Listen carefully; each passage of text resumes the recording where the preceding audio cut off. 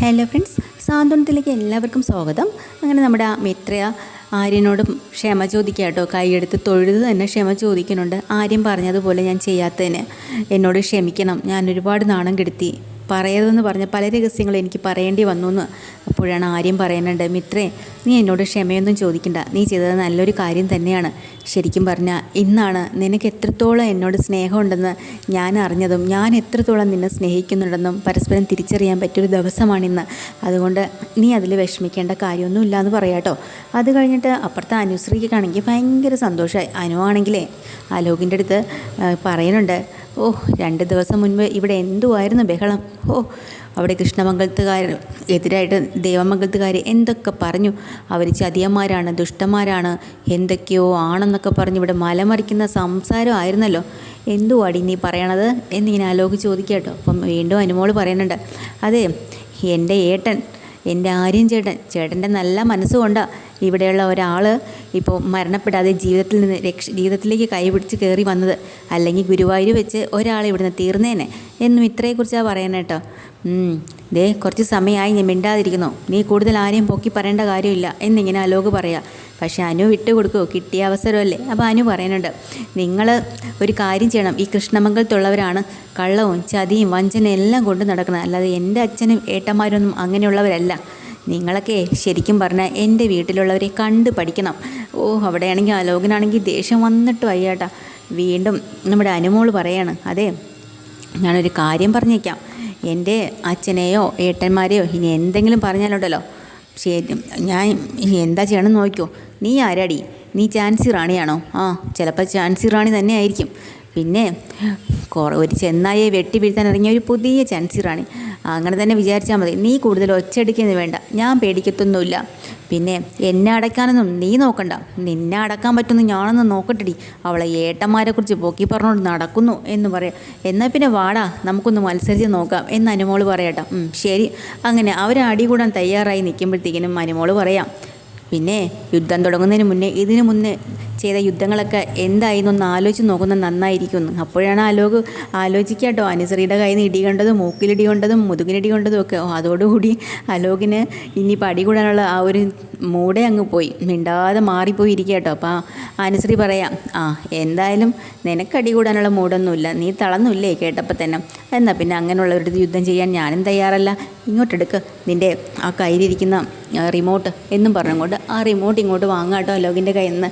AC റിമോട്ടാണ്, എനിക്ക് ചൂടെടുത്തിട്ട് ഇരിക്കാൻ വയ്യ, കുറച്ച് AC കൂട്ടിയിടാം എന്നും പറഞ്ഞ് കൂട്ടിയിട്ടിട്ട് അനുമോളാണെങ്കിലും അവിടെ കിടന്നങ്ങ് ഉറങ്ങാട്ടോ. അലോക് പ്ലിങ് ആയിട്ട് അവിടെ ഇരിക്കുക. എന്നിട്ട് മനസ്സിൽ വിചാരിക്കണം, നേരം വെളുക്കിട്ടടി, നിൻ്റെ ഏട്ടനുണ്ടല്ലോ ആര്യൻ, അവനുള്ള പണി എന്തായാലും ഞാൻ കൊടുത്തിരിക്കും എന്നിങ്ങനെ ചിന്തിക്കാൻ കേട്ടോ.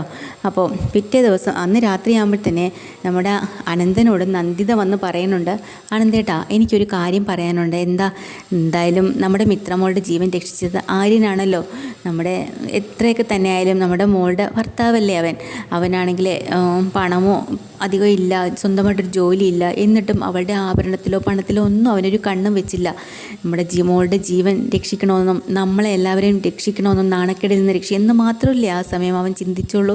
അതുകൊണ്ട് നമുക്ക് നമ്മുടെ മിത്രയുടെ ഭർത്താവായിട്ട് നമ്മുടെ മരുമകനായിട്ട് തന്നെ അവനെ സ്വീകരിക്കണം, എന്നിട്ട് ഇവരുടെ വിവാഹം നല്ല രീതിയിലൊന്നും നടത്തണം എന്നിങ്ങനെ പറയുമ്പോൾ അനന്തം പറയാനുണ്ട്, അതൊന്നും നടക്കില്ല. എന്താ നടക്കാത്തത്? ഇവിടെ ഒന്നാമത് അച്യുതനുമായിട്ട് തീരുമാനിച്ചാലേ നടക്കാൻ പറ്റുള്ളൂ. അങ്ങനെ അച്യുതനോട് എന്തിനാണ് അനന്തേട്ടാ തീരുമാനിക്കുന്നത്? അതെ, നമ്മളെല്ലാവരോടും ഒരുമിച്ചല്ലേ താമസിക്കുന്നത്, അപ്പോൾ എനിക്ക് മാത്രമായിട്ടൊരു തീരുമാനം എടുക്കാൻ പറ്റൂ. അങ്ങനെയാണെങ്കിൽ നമ്മൾ പ്രത്യേകമാകണം. അങ്ങനെയാണെങ്കിൽ നമ്മുടെ അമ്മ ജീവിച്ചിരിക്കുന്നിടത്തോളം കാലം എന്തായാലും ഞാനും അവനും പ്രത്യേകം പോവില്ല, അമ്മയോടൊപ്പം തന്നെ ഉണ്ടാവും. പിന്നെ അതും പോരാഞ്ഞിട്ട് പെട്ടെന്നൊന്നും അവനെ എനിക്ക് അങ്ങനെ അംഗീകരിക്കാൻ പറ്റത്തില്ല. അതെന്താ അനന്തേട്ടാ? അത് എന്താണെന്ന് വെച്ചാൽ ആ ബാലനോടുള്ള ദേഷ്യവും പകയൊന്നും എൻ്റെ മനസ്സിൽ നിന്ന് അടങ്ങിയിട്ടൊന്നുമില്ല, അതിന്നും ഉണ്ട്.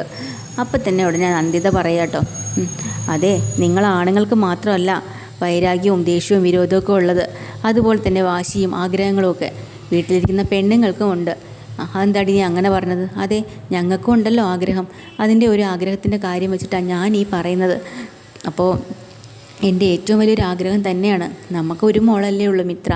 അവളുടെ ഭാവി നമ്മുടെ കയ്യിലിരിക്കും, സുരക്ഷിതമായിരിക്കണ്ടേ. അവൻ നല്ലൊരു പയ്യനല്ലേ, ആരും നമ്മളെല്ലാവരും തെറ്റിദ്ധരിച്ചില്ലേ എന്നൊക്കെ പറയാണ്. അവസാനം അനന്തം പറയുന്നുണ്ട്, ഇനി അങ്ങനെ ഒരു വിവാഹം നടക്കണമെങ്കിൽ തന്നെ അച്യുതനുമായിട്ട് ആലോചിച്ച് പറ്റുള്ളൂ. നാളെ നേരം വെളുക്കട്ടെ, അവനുമായിട്ടൊന്ന് ആലോചിക്കാം. അച്യുതൻ സമ്മതിച്ചില്ലെങ്കിലോ? അച്യുതൻ എന്തായാലും സമ്മതിക്കില്ല. സമ്മതിച്ചില്ലെങ്കിൽ എനിക്ക് എന്ത് ചെയ്യാൻ പറ്റും? വേണ്ടാന്ന് തന്നെ വെക്കും. ഇതൊന്നും നടക്കുന്ന കാര്യമല്ല നന്ദിതേ, നീ ഒന്ന് സമാധാനപ്പെടും. അത് പറ്റത്തില്ല. എനിക്ക് എന്തായാലും മിത്രയുടെ ഭർത്താവായിട്ട് ആര്യനെ മരുമകനായിട്ട് നമ്മൾ അംഗീകരിക്കണം. അവിടെ കല്യാണം നടത്തി കൊടുക്കണം. എനിക്കത് വാശിയാണ് എന്ന് പറയുമ്പോൾ, നന്ദിതേ നീ കിടന്ന് ഉറങ്ങ്, നേരം വെളുക്കട്ടെ, നമുക്ക് അച്യുതനായിട്ടൊന്ന് ആലോചിക്കാം, അവൻ്റെ അഭിപ്രായം എന്താണെന്ന് നോക്കട്ടെ. അതൊരിക്കലും നടക്കാൻ പോകുന്നില്ല, ആലോചിക്കാമെന്ന് പറഞ്ഞല്ലോ എന്നും പറഞ്ഞ് നന്ദിതയെ വരട്ടി വിടുക കേട്ടോ. അങ്ങനെ നന്ദിത ചെന്ന് മനസ്സോടെ പോയി കിടക്കുകയാണ് കേട്ടോ.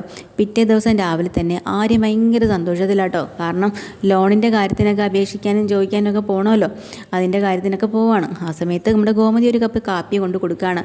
അപ്പം ആര്യം പറഞ്ഞിട്ടുണ്ട്, അമ്മേ ഇതൊന്നും കുടിക്കാൻ എനിക്ക് സമയമില്ല, എനിക്ക് പെട്ടെന്ന് പോകണമെന്ന് പറയാം. അതൊന്നും പറ്റത്തില്ല, നീ ഇത് കുടിച്ചിട്ട് പോയാൽ മതി എന്നും പറഞ്ഞ് നിർബന്ധിക്കുകയാണ്. അങ്ങനെ ആര്യൻ ആ കപ്പ് കാപ്പി വാങ്ങി കുടിച്ചിട്ട് ഗോമതിക്ക് ഒരു കോംപ്ലിമെൻറ്റ് കൊടുക്കുന്നുണ്ട്. എൻ്റെ അമ്മയിട്ട ചായയല്ലേ, നല്ല സൂപ്പറായിരിക്കും, അത് കുടിക്കാതെ എങ്ങനെ പോകാൻ പറ്റും? എടാ നീ കൂടുതലെങ്കിൽ എന്നെ പൊക്കി പറയലേ എന്നിങ്ങനെ നമ്മുടെ ഗോമതിയും പറയാൻ കേട്ടോ. അപ്പോൾ ഇതൊക്കെ കഴിഞ്ഞിട്ട് ഇവർ പുറത്തേക്ക് ഇറങ്ങി നിൽക്കുകയാണ്. ആ സമയത്ത് അപ്പുറത്ത് അലോകിൻ്റെ ശബ്ദം കേൾക്കാട്ടോ ഉച്ചത്തിൽ. കാരണം അനുമോളോട് ദേഷ്യപ്പെട്ടാണ്, എടി ഇങ്ങോട്ട് വാടി, അത് എടുത്തുകൊണ്ട് വാടി എന്നൊക്കെ. കാരണം ഇവരിവിടെ വെളിയിൽ നിൽക്കുന്ന കണ്ടായിരുന്നു. ഇവരെ കേൾക്കാൻ വേണ്ടിയിട്ടാണ് അനുമോളോട് അങ്ങനെ പറയും പോലെയൊക്കെ അഭിനയിക്കുന്നത്. അത് ആര്യന് മനസ്സിലായി. ആര്യനാണെങ്കിൽ അത് ഗോമതിയോട് പറയുകയും ചെയ്യാൻ കേട്ടോ. കണ്ടോ നമ്മൾ നിൽക്കുന്ന കണ്ടിട്ടോ അവൻ അനുമോളെ ടോർച്ചർ ചെയ്യും പോലെയൊക്കെ കാണിക്കുന്നത്. അവന് കൊടുക്കണം 5-6 എന്നാലേ പറ്റത്തുള്ളൂ. അപ്പോൾ തന്നെ ഗോമതി പറയാം, എടാ നമ്മുടെ ആരാടാ അവൾ? ആരുമല്ലല്ലോ, പിന്നെ നീ എന്തിനാ അവന് വേണ്ടി വഴക്കുണ്ടാക്കാൻ പോണത്? ആരുമല്ലേ മേ, അവൾ നമ്മുടെ അനിയത്തിയല്ലേ, ഇവിടുത്തെ കുട്ടിയല്ലേ അവൾ. എടാ ഇവിടുത്തെ ആണോ? അങ്ങനെയാണെങ്കിൽ അവൾ നമ്മളെ ചതച്ചിട്ട് പോവോ എന്ന് ഗോമതി ചോദിക്കുക കേട്ടോ. അപ്പോൾ ആര്യം പറയണ്ട അമ്മേ, അങ്ങനെയല്ല, അതിലെന്തോ ഒരു ചതി നടന്നിട്ടുണ്ട്, അവളെ കൊണ്ട് നിർബന്ധിപ്പിച്ച് ചെയ്തതാവാം, അല്ലാതെ അവൾ അങ്ങനെ ചെയ്യില്ല. അത് നിനക്കെന്താ ഇത്ര ഉറപ്പ്? എനിക്ക് ഉറപ്പുണ്ട്, ഞാൻ ഇന്നല്ല നാളെ ആയാലും ഞാനത് കണ്ടുപിടിക്കും, അമ്മ നോക്കിക്കോ എന്നും പറഞ്ഞ് നിൽക്കുക കേട്ടോ. അപ്പോഴാണ് മീനാക്ഷി ഇങ്ങോട്ട് വരുന്നത്. മീനാക്ഷിക്ക് ഓഫീസിൽ പോകാനുള്ള സമയമായി. അപ്പോൾ ആര്യനോട് ചോദിക്കുന്നുണ്ട്, ആര്യ നിനക്ക് നീ ഏത് റൂട്ടിലേക്കാണ് പോകുന്നതെന്ന് ചോദിക്കുക. എന്താ മീനാക്ഷി ചേച്ചി? അതല്ല, ആകാശം നേരത്തെ പോയി, പിന്നെ ഇനി ഞാൻ ഇവിടുന്ന് നടക്കുകയോ ബസ്സിൽ പോകാൻ ബുദ്ധിമുട്ടുണ്ടല്ലോ, നീ പോവുകയാണെങ്കിലേ എന്നെ കൂടെ ഒന്ന് കയറ്റാവോ, കൊണ്ടുവിടാവോ? ഓ ഇത് ചോദിക്കാനാണോ ഇത്രയ്ക്ക് ഡിമാൻഡ് ഇട്ടത്? എൻ്റെ ഏട്ടത്തി കൂടെ പറഞ്ഞിട്ട് എനിക്ക് സന്തോഷമേ ഉള്ളൂ. കാര്യം എന്താണെന്ന് വെച്ചാലേ 1 ലിറ്റർ പെട്രോൾ ഫ്രീ ആയിട്ട് കിട്ടുമല്ലോ. അയ്യടാ അങ്ങനെയെങ്കിൽ പിന്നെ നീ എന്നെ കൊണ്ടുപോകണ്ട. അയ്യോ ഞാനൊന്നും പറഞ്ഞില്ലേ, വായോ കൊണ്ടുപോവാം. അങ്ങനെ മീനാക്ഷിയും ആര്യനും കൂടെ പോവാണ് കേട്ടോ. മീനാക്ഷി ഓഫീസിലേക്ക് ഇറക്കാമല്ലോ. അങ്ങനെ പോകുന്ന വഴിയിൽ ഒരു കോള് വരുവാണ്, ആനന്ദിൻ്റെ കോളാട്ടോ. അപ്പോൾ അതും ആര്യൻ സംസാരിച്ചിട്ട് വണ്ടി ഒതുക്കി നിർത്തി സംസാരിച്ച് കഴിഞ്ഞിട്ട് ഫോണ് മീനാക്ഷിയുടെ കൈ കൊടുക്കുക കേട്ടോ. മീനാക്ഷി എടുത്ത് ആദ്യം പറയുന്നുണ്ട്, ഏട്ടത്തി കുറച്ച് ദിവസമായിട്ട് നമ്മുടെ ആനന്ദേട്ടനെ ശ്രദ്ധിച്ചിരുന്ന, എന്താണ് നീ ചോദിക്കാൻ കാര്യം? ഏട്ടന് എപ്പോഴും ഒരു വിഷമമില്ലേ മനസ്സിൽ? എന്തോ കാര്യമുണ്ടെന്നാണ് എനിക്ക് തോന്നുന്നത്. ആണോ? ആ എന്തോ പ്രശ്നമുണ്ട് എന്നെല്ലാം ഇങ്ങനെ പറഞ്ഞിട്ട് ജസ്റ്റ് നോക്കുമ്പോൾ അവിടെ അലോക് ഒരു പെണ്ണും കൂടെ അടുത്തടുത്ത് നിൽക്കുന്ന പോലെ. പെട്ടെന്ന് അലോക് ഇവരെ കാണുന്നുണ്ട്, ഇവർ അലോകിനെയും കാണുക കേട്ടോ. ആ സമയത്ത് വണ്ടി സ്റ്റാർട്ട് ചെയ്യാൻ പോകുന്ന ആര്യനോട് മീനാക്ഷി പറയുന്നുണ്ട്, അങ്ങോട്ട് നോക്കിക്കുക ആര്യ, അത് അലോകല്ലേ? ആ അലോകാണല്ലോ. അപ്പോൾ കൂടെ നിൽക്കുന്ന ആരാ? ആ അറിയില്ല. അങ്ങനെ ഇവർ ശ്രദ്ധിക്കുകയാണെന്ന് അലോകിന് മനസ്സിലായി. അപ്പോൾ അലോക് കൂടെ നിന്ന് അവളോട് പറയാം, എടി നിൽക്കുന്നില്ലേ, അതാണ് ഞാൻ കെട്ടിക്കൊണ്ട് വന്നെന്ന് പറഞ്ഞില്ലേ അനുമോള്, അപ്പുറത്തെ ദേവാമംഗലത്തെ അവൾ ഏട്ടത്തി അമ്മയാണ്. അത് രണ്ടും കൂടെ ഞങ്ങളെ കണ്ടു. ഇപ്പോൾ അവർ വിചാരിക്കണം എന്താണെന്ന് വെച്ചാൽ ഞാൻ നീ തമ്മിൽ എന്തോ കണക്ഷൻ ഉണ്ടെന്നോ എന്തോന്നായിരിക്കും. അവൻ്റെ സഹോദരിയല്ലേ, അവൻ്റെ സഹോദരിയുടെ പൊന്നാങ്ങളെയാണ് ഈ പറയണത് ആര്യൻ്റെ പൊന്നു സഹോദരിയാണ് അവിടെ ഇരിക്കണ ഒരെണ്ണം. 2 പേർക്കും അങ്ങോട്ടും ഇങ്ങോട്ടും പറഞ്ഞാൽ ഇഷ്ടപ്പെട്ടില്ല, തട്ടും. എന്നാൽ പിന്നെ ഒരു പണി നമുക്ക് കൊടുത്താലോടി. അലോകേ നീ എന്ത് പണി ഒപ്പിക്കാനാ? എടി നീ കുറച്ചുകൂടെ എൻ്റെ അടുത്തേക്ക് നിൽക്കുക, അവർ വിചാരിക്കട്ടെ നമ്മൾ വേറെ രീതിയിലുള്ള ആളുകളാണെന്ന്. പക്ഷെ അത് വേണോടാ, പ്രശ്നമാവൂലേ? ഇങ്ങോട്ട് വാ, നീ എൻ്റെ അടുത്തോട്ട് വന്ന് നിന്നാൽ മതി, വേറെ ഒന്നും വേണ്ട എന്നും പറഞ്ഞാൽ നാട് റോഡിൽ വെച്ച് ആ പെങ്കുച്ചിനെ കുറച്ചുകൂടി അടുത്തിങ്ങനെ ചേർത്ത് നിർത്തുകയും കവളി തൊടുകയും കയ്യിൽ പിടിക്കുകയും ഒക്കെ അലോക് ചെയ്യുക. ഇവിടെയാണെങ്കിലും മീനാക്ഷിക്കും ആര്യനും അത് കണ്ട പാടെ ദേഷ്യം തുടങ്ങിയിട്ടോ. അയ്യേ ഇവൻ എന്ത് പണിയാണ് കാണിക്കുന്നത്, ഇവൻ അവിടെ അനുവിനെ ചതിക്കുകയാണെന്നാണ് തോന്നുന്നത്. അപ്പോൾ ആര്യം പറയാം, ചതിക്കുകയാണെങ്കിലേ അവനെ ഞാൻ വെറുതെ വച്ചിക്കില്ല, ഞാൻ ചോദിക്കാൻ തന്നെ ചെല്ലും എന്നും പറഞ്ഞ് ഒരുപാട് പ്രൊവോക്ക് ചെയ്യുന്നുണ്ട് കേട്ടോ. നമ്മൾ ആര്യനെ വീണ്ടും തിളപ്പിക്കുകയാണ്. അങ്ങനെ ആര്യം തിളച്ച് ദേഷ്യത്തിൽ അടി ഉണ്ടാക്കാൻ വേണ്ടി അവനോട് ചോദിക്കാൻ വേണ്ടി. അപ്പോൾ നമ്മുടെ മീനാക്ഷി തടഞ്ഞു നിർത്തുന്നുണ്ട്. വേണ്ട ആര്യ, സമാധാനപ്പെടുന്നെല്ലാം പറഞ്ഞ് തടഞ്ഞു നിർത്താണ്. അങ്ങനെ ഇവരുടെ മുന്നിൽ കൂടെ തന്നെ അവൻ ആ പെണ്ണിനെയും ബൈക്കിൽ കയറ്റി കൊണ്ടുപോകാൻ കേട്ടോ. അപ്പം മീനാക്ഷി ആര്യനെയും കൂടി തീരുമാനിക്കണം, ഇനി എന്ത് വന്നാലും ശരി തന്നെ ഇവൻ്റെ പുറകെ പോകണം, എന്നിട്ട് 2 കൊടുക്കണം.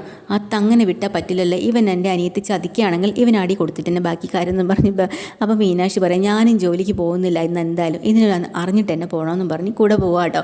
അത് കഴിഞ്ഞിട്ടാണെങ്കിൽ കടയിൽ കാണിക്കാം കേട്ടോ നമ്മുടെ ബാലനും ദേവിയൊക്കെ ഉണ്ട്. ബാലനും ദേവിയും കൂടെ കടയിൽ പച്ചക്കറി എടുക്കാൻ പോകാൻ വേണ്ടിയിട്ടുള്ള തയ്യാറെടുപ്പുകളിലാണ്. ആകാശാണെങ്കിൽ ചായ കുടിച്ചിട്ട് വരുമ്പോൾ ഒരു പരിപ്പോട വാങ്ങി കൊണ്ട് കൊടുക്കുന്നുണ്ട്. ദേവി അതിൽ നിന്ന് ഒരു പരിപ്പോട എടുത്ത് ബാലനും കൊടുക്കാൻ കേട്ടോ. അങ്ങനെ അവർ നേരെ കടയിൽ നിന്നും പച്ചക്കറി വാങ്ങാൻ വേണ്ടിയിട്ട് പോവാണ് കേട്ടോ. ഇതൊക്കെയാണ് ഇന്നത്തെ എപ്പിസോഡിൽ. ഡീറ്റെയിൽഡ് എപ്പിസോഡ് വീണ്ടും വരാം. ചാനൽ ഇഷ്ടമായി ലൈക്ക് ചെയ്യുക, സബ്സ്ക്രൈബ് ചെയ്യുക. താങ്ക്